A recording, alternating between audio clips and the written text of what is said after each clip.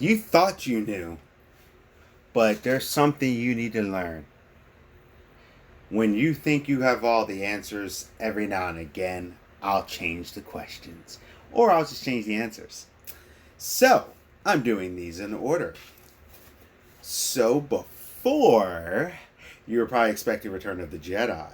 But, since I'm doing these in order from the original canon to when they cleared it before Disney started making their changes, we have the two movies that, even though they came out after the movie, they're actually placed before the movie. And that is the Ewoks Caravan of Courage. Yes, yes, yes. Take my glasses off for this for a little bit. They were a TV special, but it was in theaters in Europe. Now, it was about the Tiwani family, and they landed on the planet. Um, yeah, Chase Wendell, the mom and the dad, and they crashed on Endor pretty much. And right away, Ogorax comes, picks up the parents. He was pretty huge. I remember actually that from being a kid, and he was just crazy big. Now, this movie, if you decide, or this TV special, if you decide to check it out, it does have the 80s special effects. And they work. You know, if you put yourself in the mind frame. Sorry, light just hurts my eyes. Um, the kid, the parents, it was kind of like we had to go save them. It was in the Gorax's castle, whatever. It's a little bit more fantasional. Um, and they just had those creepy eyes. But anyway, uh, it's kids save their parents, classic 80s trope. You got to escape the Gorax. It's going to the Gorax castle. Like I said, they're building a caravan, kind of like Lord of the Rings. You see the group as they add a mystic and they add a woodman warrior. I really honestly think Lucas really just got into Lord of the Rings and said he wanted to make a type of Lord of the Rings because he was very involved in this. It is cool though, however, that the Ewoks, you see the Force as how the Ewoks view it. They view it more as magic, and I thought that was a nice touch. When he goes, I can do this, like the guy who uses the Force, he uses it like magic because he was Force sensitive. Um, the I think the Force one, yeah, his name is Logray. That's what I wanted to check. He does the Force Mage stuff, and then you had Tank. He was the one. He had a familiar looking crystal, looked like he had a kyber crystal, but he's the one that was the Woodman thing. The main kid, Mace, was like a wannabe Luke, except he was a crybaby. I don't know why every guy in there is to be a crybaby, which I guess he's not the main character, it's the little girl. But at the time, he seemed like he was the main character, but he just wouldn't shut up and stop being whiny. It's like all the guys are just very whiny, but he was extra whiny. And he was extra annoying, and nobody likes him. There's even people I know who, and I've seen, I should say, who like the Ewoks movie, and they can't stand him. Nobody liked that kid. The movie is a bit kiddie, but it had fun if you go kind of just like a simple-minded thing, and you just go like, I'll watch an '80s adventure. I will say, however, the movie did have a lot of lull, just points of nothing happened, kind of like Lord of the Rings. Um, yeah, one day I'm gonna review Lord of the Rings. You guys aren't probably gonna be the biggest fans of it. Remember, everything's my opinion, so you may not agree with me, but this is how I view it. Um, it's a bit kiddie, like I said, but yeah, it's some fun. Now that being said, as a kid, I did think it was okay. Like, I remember watching it. I thought I was like, okay, this is cool, but it was all right. I like the monsters. I liked a lot of things. As a kid, I was like, oh, it's a little slow, but when it picked up for me. Um, so you got that, and there we go. It was nice to see the Ewoks doing their own thing. I thought that was cool. The kind of surroundings, and it was kind of a ooh look at this, ooh look at that kind of situation. I don't think this movie had the best for it, but whatever. Echo, they had. they did have with no dialogue, but there was narration. That did help compared to the Christmas special, which we had narration. Yeah, that did help the narration.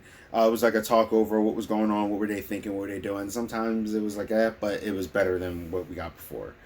Now, Sendo, the little girl, she was okay. They just went on. She kind of worked with what she worked with. Um, you do know, like I said, you notice that Mace is a very big whiner. He got injured. They switched hands because he just always was doing something. And he was just annoying. Um, like I said, the story, it was the Ewoks. You know, they do their thing, but the story was a little long, a little choppy. It's kind of like an odd thing there. They had like random perils and things like that, but it was like very random.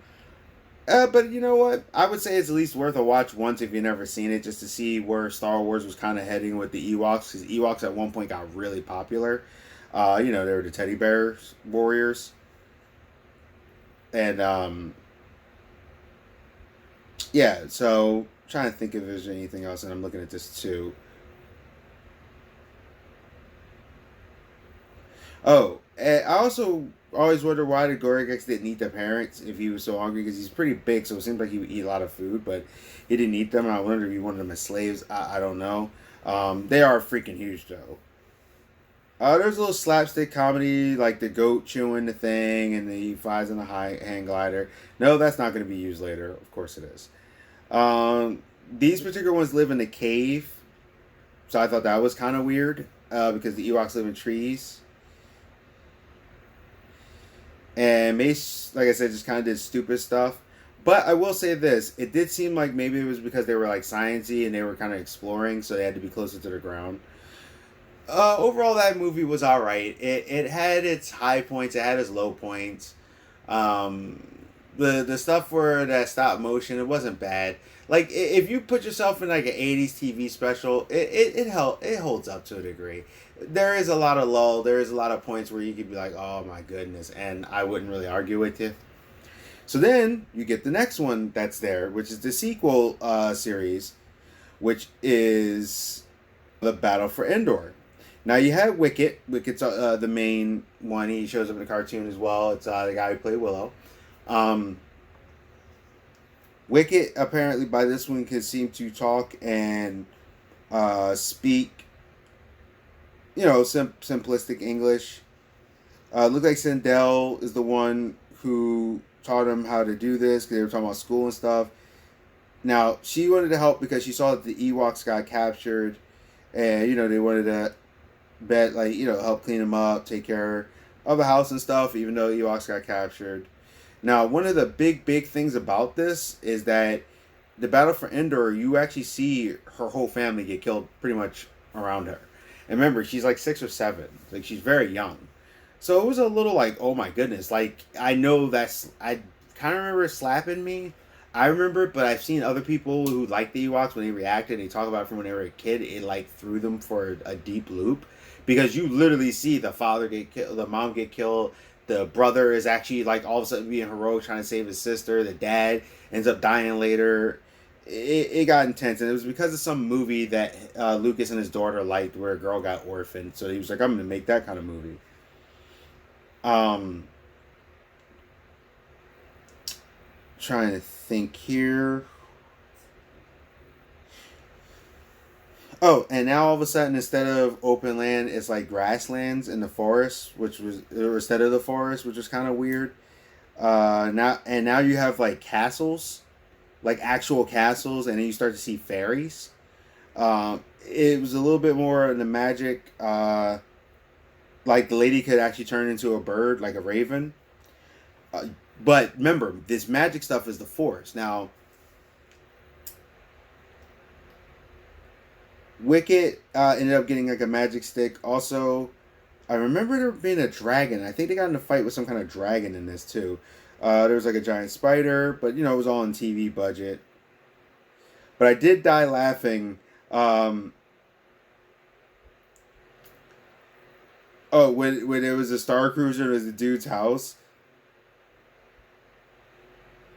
and the little crazy, this little crazy speed thing like kicks him out, and I just was like, yo, that's freaking ridiculous.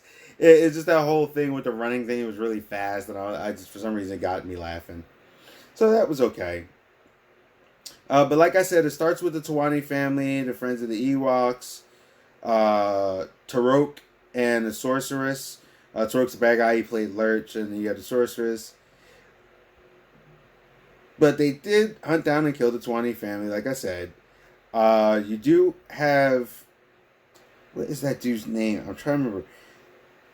It's like, all right. So they had the hang glider where that's what helped them escape because they referenced it earlier. Then you have the thing Teak, and Teak he loses super speeds. He gets him pretty much to Noah, who is pretty much Santa Claus. It's the Quaker Oats guy, it's the diabetes guy. Um, but over time, the three of them became kind of like a family. As he was trying to fix his ship. Cinder got captured with illusion magic because for some reason they did have like, these little moments where they're like, we're gonna party instead of dealing with the fact that the family died or you need to go save the Ewoks.